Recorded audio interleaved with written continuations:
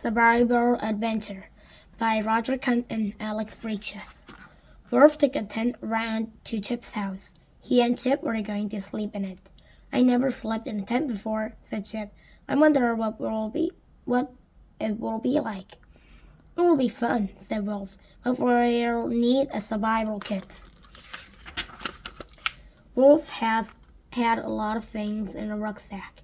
"These can go in our survival kit," he said. "We'll need them to survive outside. I got a torch, a ball of string, a plastic sheet, some chocolate, and a first aid box.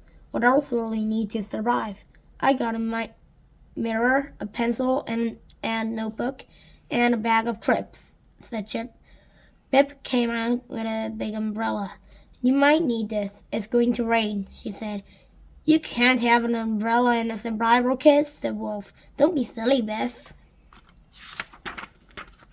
That evening, it began to rain.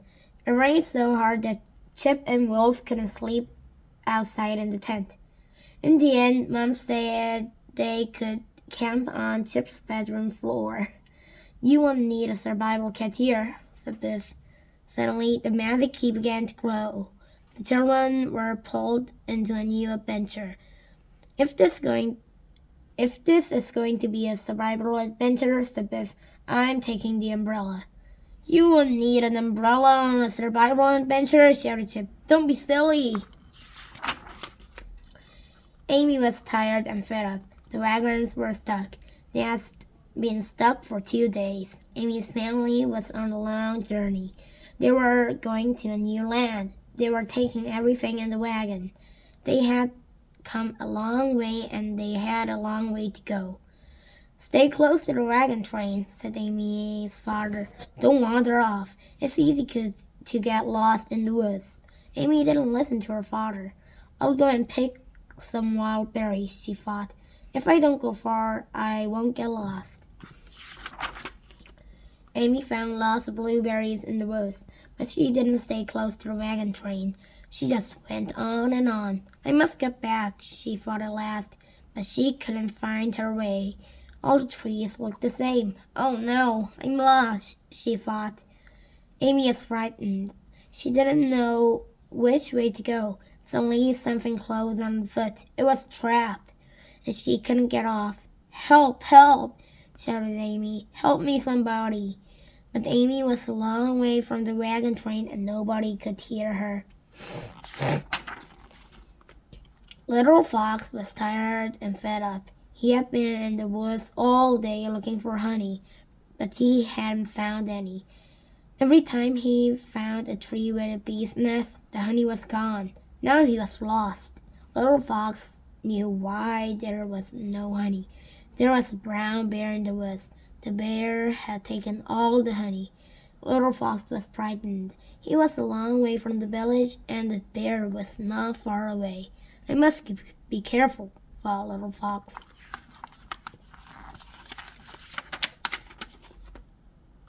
Little Fox heard Amy shouting. "Someone is in trouble," he thought.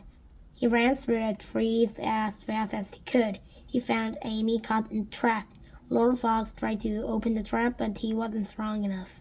The bear was a long way away, but he heard Amy shouting too. He stood on his hind legs and sniffed the air. The bear could smell Amy and Little Fox. He was a bad-tempered bear, and he didn't like people in his part of the wood. The magic key took Biff, Chip, and Wolf to the woods where Little Fox was there helping Amy. Little Fox and Amy were amazed. They had never seen children like these before. Biff, Chip, and Wolf were amazed too. "It looks like they're in trouble," said Chip. The children could see that Amy was caught in the trap. They ran to help Little Fox. Together they pulled open the jaws of the trap. "Ugh," said Chip. What a horrid thing." "The trappers used them to catch animals," said Little Fox. "Traps like this are cruel." "The trap has hurt Amy's leg. We'll put a bandage on it." Biff and Little Fox smashed the trap with a rock. "It's a good idea to smash the trap," said little fox. But we shouldn't make all this noise. The bear will hear us. Suddenly, the children heard a roar. The bear came out of the trees and ran towards them. All the children were frightened. "Oh, help!" shouted Wolf. "This bear doesn't look very friendly. Run!" "I can't," said Amy. Biff had an idea. She opened the umbrella and shut it. Then she opened it and spun round and round. The bear stopped. He was afraid of the umbrella. He had never seen anything like it. Then he gave a roar and ran away. "That was brilliant," said Chip. "But how did you know that bears are afraid of umbrellas?" "I didn't," said Biff. Suddenly it began to rain. "Now who says you can't have an umbrella on it in a survival kit?" she asked. "Don't get wet, everyone. Come under the umbrella." After it stopped raining, the storm went on. At last they came to the river. Little Fox told everyone to be quiet. Then he lay down on the bank and put his arm in the water. Suddenly he caught a fish. "That's amazing," said Chip. "I couldn't do that." "How do we cook it?" asked Amy. "We don't have fire." But Little Fox made a fire. He made it with a bow and a stick. "That's amazing too," said Chip. He lit a fire without any matches. It was getting dark, and it was beginning to rain again. Chip and Will put up the tent. Biff and Amy put the plastic sheet to make a shelter. Little Fox cooked the fish, and the children sat around the fire. They ate the fish, the berries that Amy had picked. Then they ate the chocolate. Amy told everyone about her mother and father. She told them how the wagon train has got stuck in the mud. Amy began to cry. "Maybe I'll never see my mother and father again," she said. "Don't worry," said Wolf. "We'll find them." Suddenly, Biff grabbed the umbrella and jumped to her feet. She ran outside and began to shout. "Help!" she called. "We've been surrounded." Everyone jumped up. Biff spun the umbrella round and round. "Go away! Go away!" she shouted. Little Fox laughed and laughed. Everyone laughed. "This is my father," said Little Fox. He thought I was lost. He was looking for me." "Sorry," said Biff. "You were very brave," said Little Fox's father. "Yes, she frightened the bear," said Little Fox. The children told Little Fox's father about their adventures in the wood. They told him about the trap. He laughed when they told him how the bear was afraid of Biff's umbrella. "It's easy to get lost in the woods," said Little Fox's father. Amy told Little Fox's father about the wagon train. "Mom, my mother and father will be worried about me," she said. "They will think I have been killed by a bear." "Don't worry," said Little Fox's father. "We will soon find the wagon train."